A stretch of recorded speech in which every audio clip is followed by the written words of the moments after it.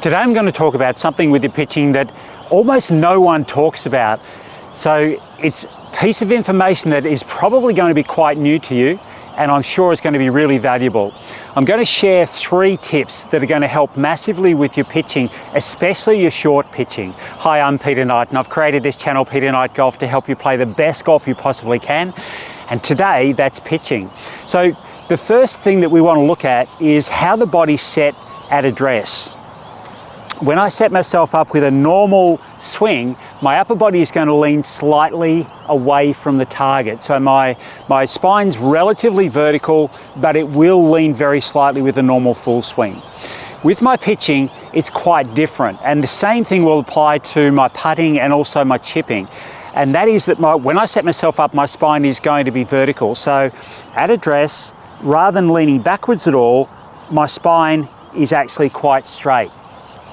The reason for that, or one of the reasons for that, is that it will actually allow me to make much more of a pendulum type movement with my swing, much more easily than if I'm leaning back. If I'm leaning back, it can actually make it very easy for me to either strike the ground behind the ball or catch the ball with a very slight ascending blow. Either way, the ball is either going to shoot across the green if I hit it, the middle of the ball, or it's not even going to get to the green if I hit behind the ball.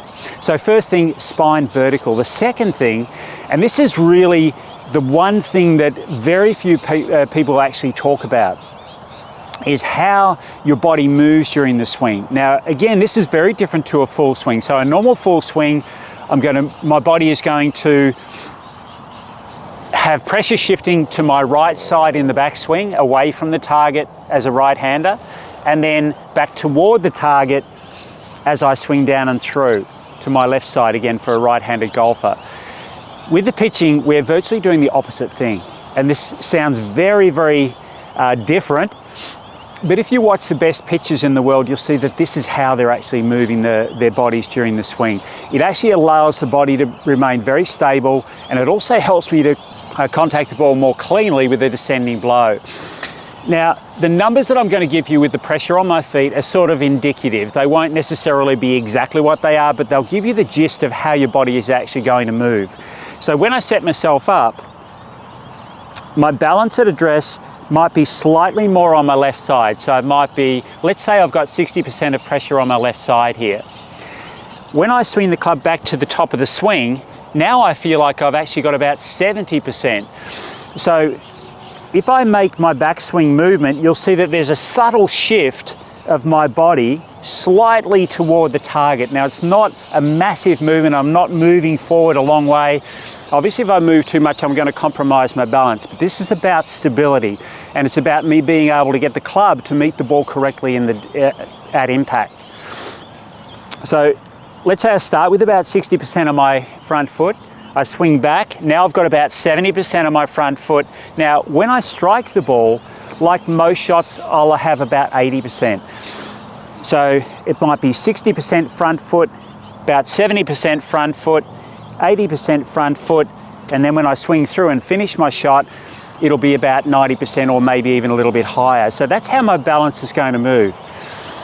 So that's critical. The final thing is we want passive hands. So my hands are my sensors.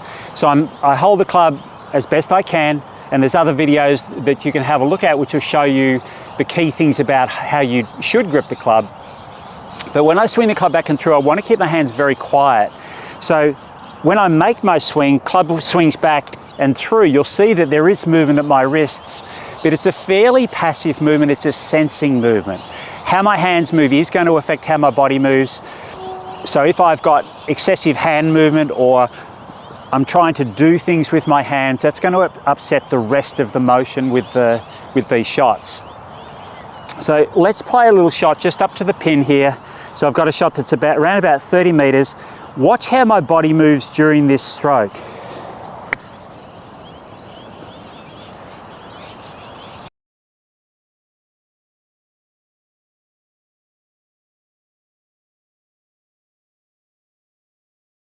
So you will have seen a subtle movement with my body when I move back and through. So again, if we look at the 3 key points that I covered here in this video, The first of them is that when I set myself up, my spine's vertical. That'll give me a way to then be able to move more correctly during the stroke. The second thing is that when I swing back and through, I've got this pressure shifting generally and gradually toward my front foot. And the third thing is I've kept my hands really quite passive.